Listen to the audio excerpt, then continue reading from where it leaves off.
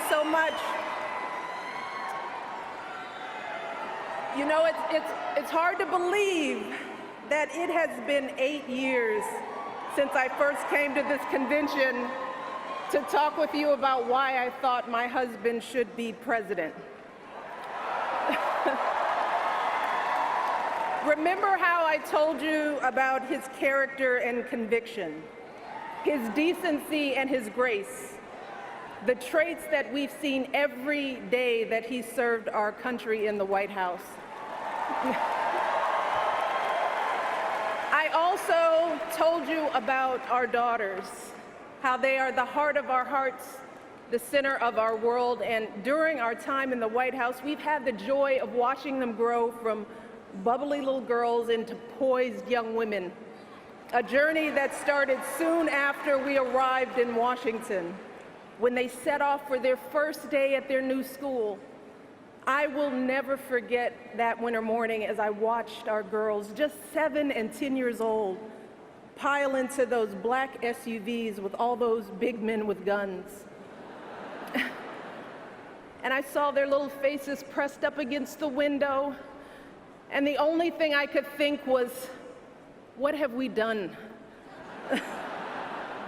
See, because at that moment, I realized that our time in the White House would form the foundation for who they would become, and how well we managed this experience could truly make or break them. That is what Barack and I think about every day as we try to guide and protect our girls through the challenges of this unusual life in the spotlight. How we urge them to ignore those who question their father's citizenship or faith. How we insist that the hateful language they hear from public figures on TV does not represent the true spirit of this country. How we explain that when someone is cruel or acts like a bully, you don't stoop to their level. No, our motto is, when they go low, we go high.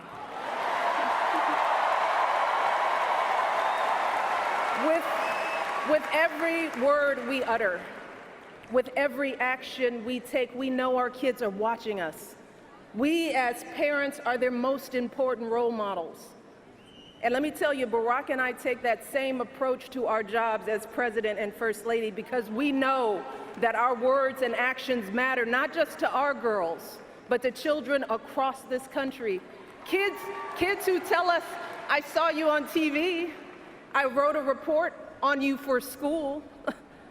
Kids like the little black boy who looked up at my husband, his eyes wide with hope, and he wondered, is my hair like yours? And make no mistake about it, this November when we go to the polls, that is what we're deciding. Not Democrat or Republican, not left or right. No, in this election and every election is about who will have the power to shape our children for the next 4 or 8 years of their lives.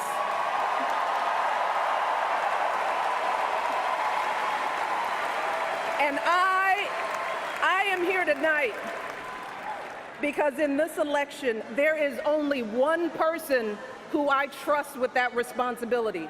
Only one person who I believe is truly qualified to be President of the United States, and that is our friend, Hillary Clinton.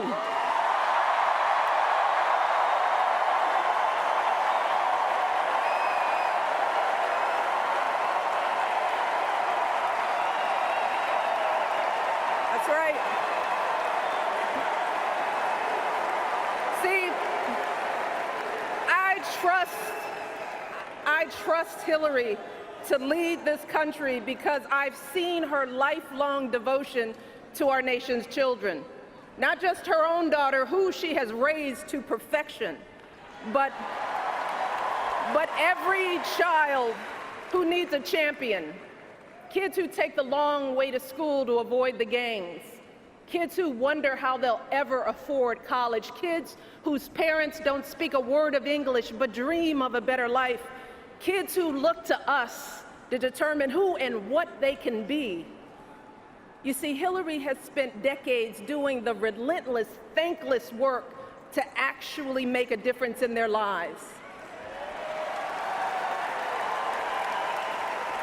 Advocating for kids with disabilities as a young lawyer, fighting for children's health care as First Lady, and for quality child care in the Senate.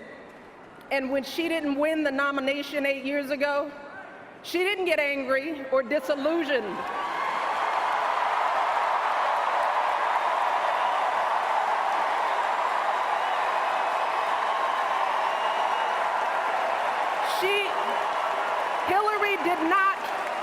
Hillary did not pack up and go home, because as a true public servant, Hillary knows that this is so much bigger than her own desires and disappointments. So she proudly stepped up to serve our country once again as Secretary of State, traveling the globe to keep our kids safe. And look, there were plenty of moments when Hillary could have decided that this work was too hard, that the price of public service was too high, that she was tired of being picked apart for how she looks or how she talks or even how she laughs. But here's the thing. What I admire most about Hillary is that she never buckles under pressure. She never takes the easy way out. And Hillary Clinton has never quit on anything in her life.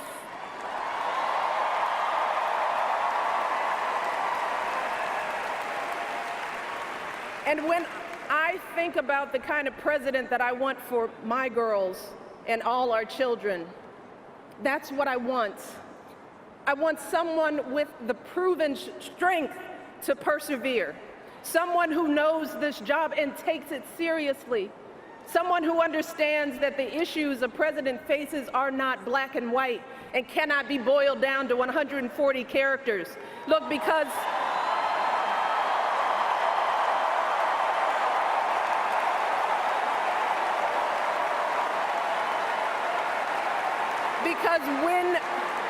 when you have the nuclear codes at your fingertips and the military in your command, you can't make snap decisions.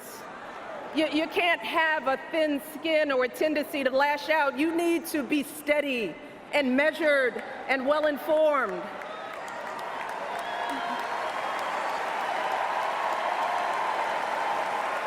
I want a president with a record of public service, someone whose life's work shows our children that we don't chase fame and fortune for ourselves. We fight to give everyone a chance to succeed. And we give back even when we're struggling ourselves, because we know that there is always someone worse off. And there, but for the grace of God, go I. I want a president who will teach our children that everyone in this country matters. A president who truly believes in the vision that our founders put forth all those years ago, that we are all created equal, each a beloved part of the great American story. And when crisis hits, we don't turn against each other. No, we listen to each other. We lean on each other, because we are always stronger together.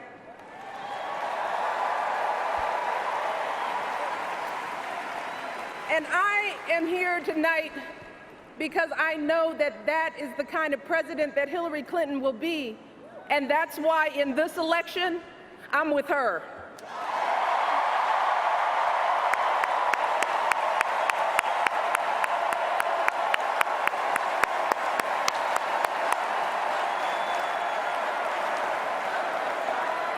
You see, Hillary understands that the president is about one thing and one thing only.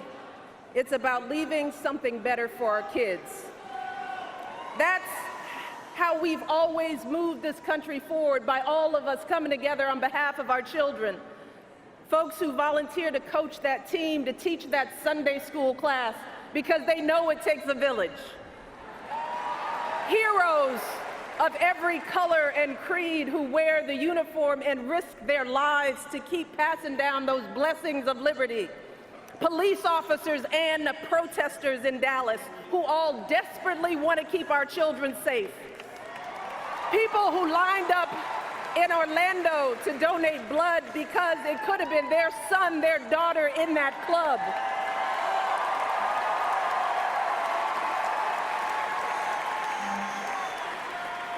Leaders like Tim Kaine,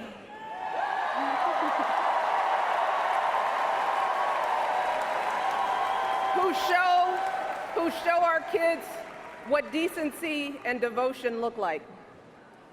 Leaders like Hillary Clinton, who has the guts and the grace to keep coming back and putting those cracks in that highest and hardest glass ceiling until she finally breaks through, lifting all of us along with her.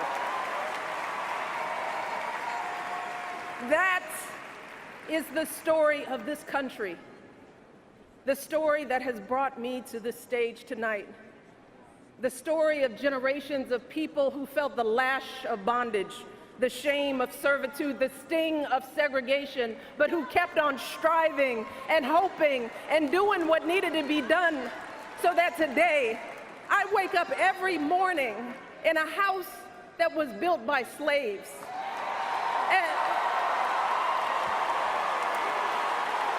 And I watch my daughters, two beautiful, intelligent black young women, playing with their dogs on the White House lawn.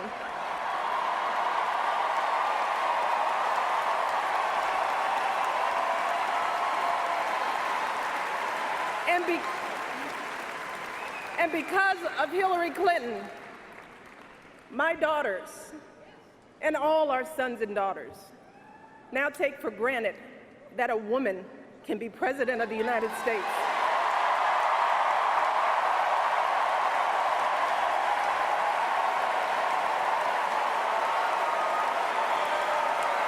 So look,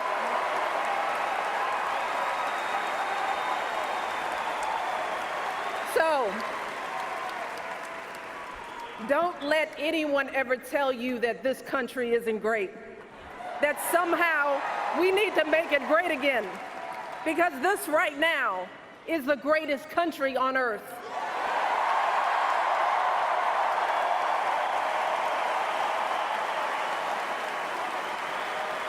And as my daughters prepare to set out into the world, I want a leader who is worthy of that truth, a leader who is worthy of my girls' promise and all our kids' promise, a leader who will be guided every day by the love and hope and impossibly big dreams that we all have for our children.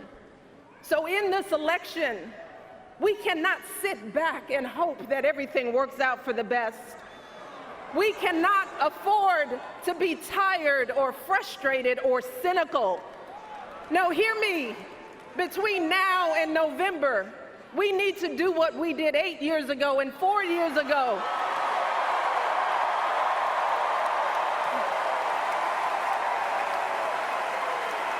We need to knock on every door. We need to get out every vote.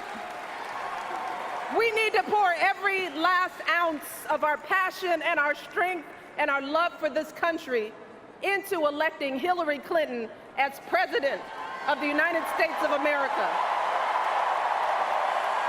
So let's get to work. Thank you all, and God bless.